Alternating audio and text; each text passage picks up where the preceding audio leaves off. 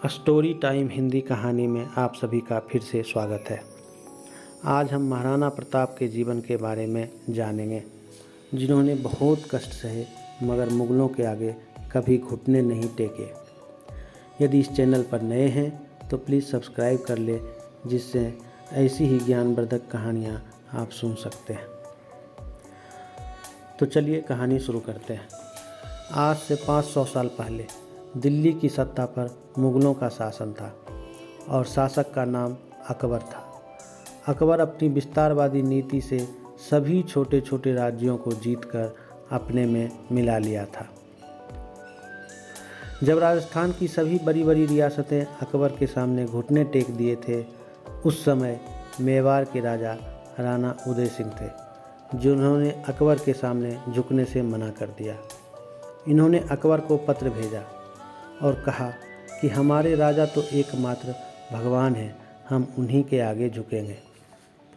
एक दिन की बात है, साल 9 मई 1540 को राजा राणा उदय सिंह की बड़ी रानी माता जयवंता बाई ने एक पुत्र को जन्म दिया, जो देखने में बहुत ही सुंदर था।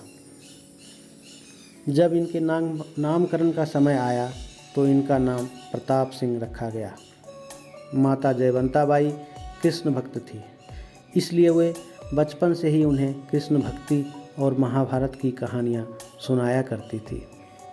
समय आने पर प्रताप को गुरुकुल भेज दिया गया, जहाँ दिन में वे गुरु से शिक्षा लेते और शाम को लोहार के यहाँ हथियार बनाने के लिए सीखते थे। उनके बचपन का नाम कीका था।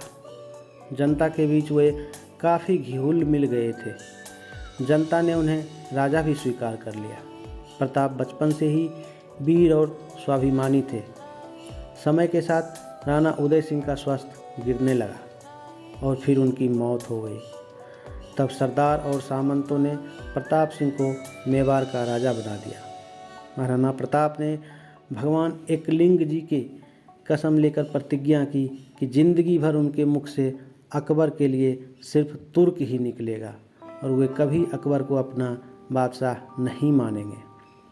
अकबर ने समझाने के लिए 4 बार शांति दूत भेजा, लेकिन महाराणा प्रताप ने उसके प्रस्ताव को नामंजूर कर दिया। प्रताप के पास उनका सबसे प्रिय घोड़ा चेतक था। वह घोड़ा दुनिया का सर्वश्रेष्ठ घोड़ा था। ऐसा कहा जाता है कि 72 किलो का कवच पहनकर 81 किलो का भाला अपने हाथ में रखते थे।